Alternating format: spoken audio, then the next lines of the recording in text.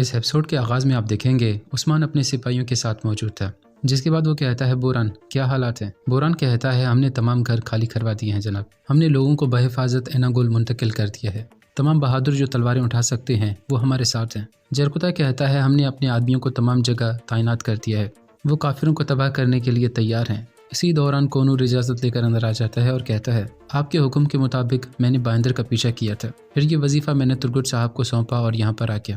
عثمان کہتا ہے ٹھیک ہے، آؤ ہمارے ساتھ بیٹھ جاؤ۔ یہ سن کر کونور بھی ان کے ساتھ بیٹھ جاتا ہے، جس کے بعد عثمان کہتا ہے ترگٹ صاحب اور ان کے سپاہی بائندر کو استعمال کر کے وہ مہر حاصل کریں گے۔ اس دوران بالا خاتون اور والدہ سلطان ساویلی کو تباہ کریں گے، جبکہ ہم نائمان کی فوج سے نمٹیں گے۔ یہ سن کر علاؤدین کہتا ہے کیا وہ آئے گا؟ یہ سن کر عثمان کہتا ہے اگر میرے کہے گئے الفاظوں کے باوجود وہ نہیں آتا تو اس کا مطلب ہے کہ وہ اپنے غصے پر قابو رکھتا ہے، لیکن نائمان جیسے لوگ اپنی طاقت پر بھروسہ رکھتے ہیں، اس کا غصہ اور غرور یقیناً اسے یہاں پر لائے گا۔ پھر وہ کہتا ہے سب لوگ نقشے کے قریب آ جاؤ، ان کا پہلا ہدف ہماری حویلی ہوگی، اس وجہ سے تیر اندازوں کو ہم چھت پر کھڑا کریں گے۔ میرے بیٹوں اب تم لوگ دیکھو، تم یہاں پر اپنے تیروں سے نوکروں کو روکو گے۔ بوران کہتا ہے جیسا آپ کا حکم۔ پھر علاؤدین کہتا ہے جیسا آپ کا حکم۔ عثمان کہتا ہے نوکر اس میدان میں آئیں گے، پھر ہم انہیں اس گھات کی طرف لے جائیں گے جو ہم نے بچھایا ہے۔ جب ہم نوکروں کا سامنا کر رہے ہوں گے تو باعث سنگور اور آئیکت تم دونوں دوسری طرف سے حملہ کر دینا۔ اگر وہ آگ سے بھاگنے میں کامیاب ہو جاتے ہیں تو گرم تیل کا سامنا کریں گے، دیکھتے ہیں کہ نوکر کتنی بڑی اڑان بھر پاتے ہیں۔ یہ سن کر جرکتا کہتا ہے نوکر غصیلے ہوتے ہیں۔ عثمان کہتا ہے جو غصے کا دوست ہوتا ہے وہ موت کا ساتھی بن جاتا ہے، چلو پھر آ جاؤ نائمان۔ دوسری جانب اسمیہ سلطان اور بالا خاتون اپنے سپاہیوں کے ساتھ مسلسل کونیا کی طرف رواں دواں تھے۔ یہاں بینگے خاتون اپنے سرداران کے ساتھ خیمے میں موجود تھی۔ ایک سردار کہتا ہے یہاں پر تو کوئی نہیں آیا، ہم کس کا انتظار کر رہے ہیں بینگے خاتون؟ آنے والا سردار کہاں ہے؟ دوسرا سردار کہتا ہے لگتا ہے کہ سردار ہم میں سے ہی کوئی ہوگا، تو ہمیں انتخاب کرنا چاہیے۔ یہ سن کر الجا کہتی ہے والدہ وہ نہیں آئے گا۔ یہ سن کر بینگے خاتون کہتی ہیں اگر اس نے انتخاب کر لیا ہے تو ہم بھی انتخاب کریں گے۔ پھر وہ بات کرنے ہی لگتی ہیں کہ اسی دوران آگ تیمور والے اندر آ جاتے ہیں۔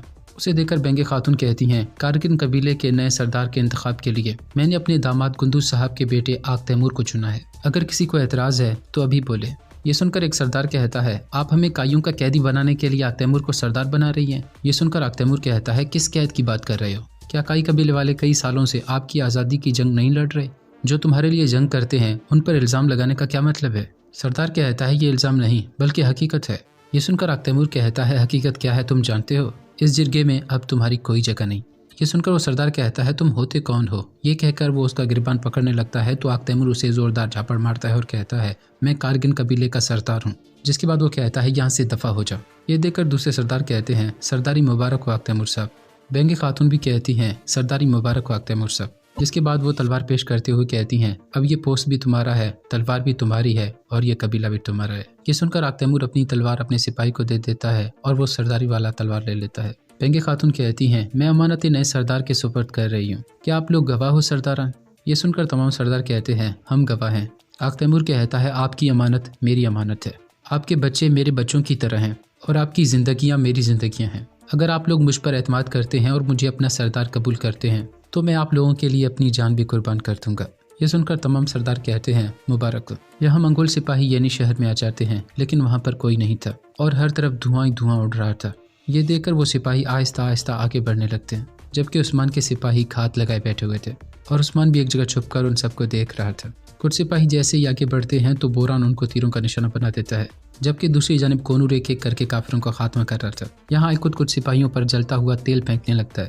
اسی دوران عثمان یا اللہ کہہ کر تیر چلا دیتا ہے اور پھر عثمان کے سپاہی بھی تیر چلا دیتے ہیں، جس کے بعد وہ سب مل کر منگولوں پر تیروں کی برسات کر دیتے ہیں۔ جس کے بعد عثمان ایک جلتا ہوا تیر اٹھاتا ہے اور اسے بارود پر مارتا ہے اور وہاں پر ایک زوردار دھماکہ ہو جاتا ہے۔ اسی دوران عثمان کے سپاہی بھی بارودی سامان میں تیر مارنے لگتے ہیں اور وہاں پر دھماکے ہی دھماکے ہونے لگتے ہیں اور آہستہ آہستہ وہاں پر چاروں اطراف سے آگ پھیلنے لگتی ہے۔ منگول سپاہی ایک ایک کر کے آگ کی زد میں آ رہے تھے، جس کے بعد عثمان اپنے سپاہیوں کے ساتھ نیچے آ جاتا ہے اور کہتا ہے یعنی شہر سے نکلنا آسان نہیں۔ یہ کہہ کر وہ منگولوں پر حملہ کر دیتے ہیں، جس کے بعد وہاں پر لڑائی شروع ہو جاتی ہے۔ عثمان اور اس کے سپاہی بڑی بہادری سے لڑ رہے تھے اور ایک ایک کر کے کافروں کا خاتمہ کر رہے تھے۔ ناظرین محترم، یعنی شہر میں ایک بہت بڑی جنگ کا آغاز ہو جاتا ہے، جس کے بعد ہر طرف خون ہی خون بہنے لگتا ہے۔ ایک طویل جنگ کے بعد آخرکار عثمان اور اس کے سپاہی تمام منگولوں کو مار دیتے ہیں، جس کے بعد عثمان اپنی تلوار کو ہوا میں لہراتا ہے اور اللہ اکبر کا نعرہ لگاتا ہے اور پھر تمام سپاہی اللہ اکبر کے نعرے لگانے لگتے ہیں۔ بوران کہتا ہے ہم نے ایک دستے کو شکست دے دی لیکن اور بھی باقی ہیں۔ یہاں بائندر اپنے قافلے کے ساتھ جا رہا تھا اور کہہ رہا تھا حسین افطار میں اور کتنا وقت ہے؟ حسین کہتا ہے ابھی تو بہت وقت ہے۔ بائندر کہتا ہے کیا تمہیں بھی روزہ لگ رہا ہے؟ حسین کہتا ہے ہاں۔ بائندر کہتا ہے ایک بار وہ مہر ہمیں مل جائے تو ہماری تقدیر ہی بدل جائے گی۔ حسین کہتا ہے بالکل جناب۔ اسی دوران ان کے سامنے آ کر کچھ تیر گرتے ہیں، جس کے بعد ترگت اپنے سپاہیوں کے ساتھ ان کے سامنے آ جاتا ہے۔ ترگت کہتا ہے چاوندر بائندر، ایسے کہاں جا رہے ہو؟ بائندر کہتا ہے مجھے لگا تھا کہ کوئی کافر آ گیا۔ خیریت ہوگی ترگت صاحب، کیا آپ اپنے بھائیوں کا خون بہانے کے لیے آئے ہیں؟ ترگت کہتا ہے بھائیوں کا خون نہیں بہاؤں گا، لیکن غداروں کا خون ضرور پاؤں گا۔ تمہیں کیا لگا تھا کہ تم اس غداری کا حساب نہیں دو گے؟ بائندر کہتا ہے میرے راستے سے ہٹ جائیں، آپ نے جو کہا ہے وہ میں معاف کر دوں گا۔ ترگت کہتا ہے یہ چال کام نہیں آئے گی، تمہارا راز پہلے ہی فاش ہو چکا ہے، اب پوری دنیا جانتی ہے کہ تم نائمان کے ساتھ کام کر رہے ہو۔ یہ سن کر بائندر کہتا ہے تو عثمان ہماری جال میں نہیں پھنسا؟ ترگت کہتا ہے نہیں۔ بائندر کہتا ہے لیکن میں ہتھیار ڈالنے والا نہیں۔ ترگت کہتا ہے مجھے نہیں لگتا کہ یہ عقل مندی والا کام ہوگا، میں صرف ایک بار کہوں گا تم لوگ یہاں سے آگے نہیں بڑھو گے اور ہمارے قیدی بنو گے۔ یہ سن کر بائندر اپنی تلوار نکال لیتا ہے اور کہتا ہے یہ اتنا آسان نہیں ہوگا۔ ترگت کہتا ہے تو پھر آجا۔ یہ کہہ کر بائندر حملہ کر دیتا ہے، لیکن ترگت اور اس کے سپاہی بآسانی ان پر قابو پا لیتے ہیں۔ یہ دیکھتے ہی بائندر کلمہ شہادت پڑھنے لگتا ہے۔ ترگت کہتا ہے بسم اللہ الرحمن الرحیم، یہ کہہ کر وہ اپنی تلوار چلانے لگتا ہے، لیکن اس کی گردن کے قریب لا کر روک دیتا ہے۔ ترگت کہتا ہے ابھی نہیں، ابھی ہمیں تمہاری ضرورت ہے، تم وہی کرو گے جو ہمیشہ سے کرتے آئے ہو، ایک بار پھر سے نائمان کو دھوکہ دو گے اور اس مہر کو حاصل کرنے میں ہماری مدد کرو گے۔ پھر وہ کہتا ہے کوتان اسے گھوڑا گاڑی کے ساتھ باندھ دو۔ کوتان کہتا ہے جیسا آپ کا حکم۔ یہاں اسمیہ سلطان والے کونیاں پہنچ گئے تھے۔ اسمیہ سلطان کہہ رہی تھی ساویلی کو تلاش کرو جلالی۔ یہ سن کر جلالی اپنے سپاہیوں کو اشارہ کرتا ہے اور وہ ایک طرف چلے جاتے ہیں۔ پھر وہ کہتی ہے اب ہم میرے بیٹے کو تلاش کریں گے بالا۔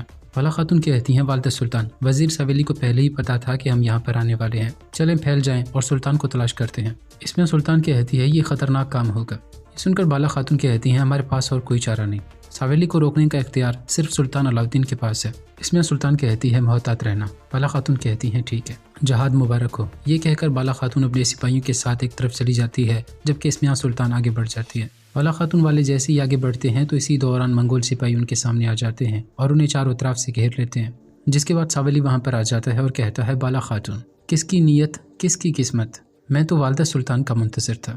بالا خاتون کہتی ہیں پریشان نہ ہو ساویلی، میرے لیے تمہاری جان لینا کوئی مشکل کام نہیں، مجھے بتاؤ کہ سلطان علاؤدین کہاں ہے، اگر انہیں نقصان پہنچایا۔ یہ سن کر ساویلی کہتا ہے اسے نقصان پہنچاؤں گا، جس کے بعد اس کا سر میں نائمان کے سامنے پھینکوں گا، لیکن یہ منظر دیکھنے کے لیے تم زندہ نہیں رہو گی۔ یہ سن کر بالا خاتون کہتی ہیں جب شیر پر برا وقت آتا ہے تو لومڑیاں بھی خود کو بہادر سمجھتی ہیں، چلو آگے بڑھو تاکہ میں تمہارا سر قلم کر سکوں۔ ساویلی کہتا ہے حالات بدل چکے ہیں، شیر بھی میں ہوں اور بھیڑیا بھی میں ہوں۔ یہ کہہ کر وہ اپنی تلوار نکال لیتا ہے اور کہتا ہے حملہ کر دو۔ یہاں نائمان اپنے آدمیوں کے ساتھ ایک جگہ پر موجود تھا۔ نائمان کا خاص آدمی کہتا ہے سب ہوشیار ہو جاؤ، جب ایلچی آئے گا تو ہم اندر داخل ہو جائیں گے۔ اسی دوران ایک سپاہی کہتا ہے گھڑ سوار آ رہا ہے۔ اسی دوران بوران اور عثمان اپنے گھوڑے پر سوار وہاں پر آ جاتے ہیں۔ عثمان کہتا ہے نائمان نوکروں کے پیچھے کیوں چھپ گئے ہو، سامنے کیوں نہیں آتے؟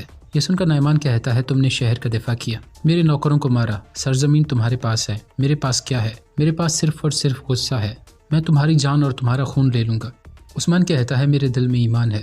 نائمان کہتا ہے کیا تمہاری غزہ تمہیں مجھ سے بچا سکتی ہے؟ عثمان کہتا ہے میری غزہ تمہارا اختتام ہوگا۔ نائمان کہتا ہے میں آخری بار تمہیں رحم دکھا رہا ہوں، مزید خون نہیں بہے گا، میں صرف آخری بار کہہ رہا ہوں۔ عثمان کہتا ہے بتاؤ۔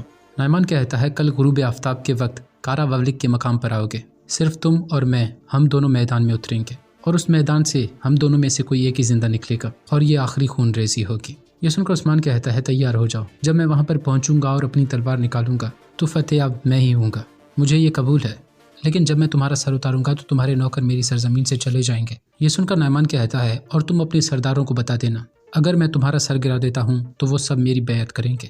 یہ سن کر عثمان کہتا ہے میں تمہیں مار دوں گا، ان سرزمینوں میں تمہیں قبر بھی نصیب نہیں ہوگی۔ ناظرین محترم، یہاں پر یہ ایپیسوڈ ختم ہو جاتی ہے۔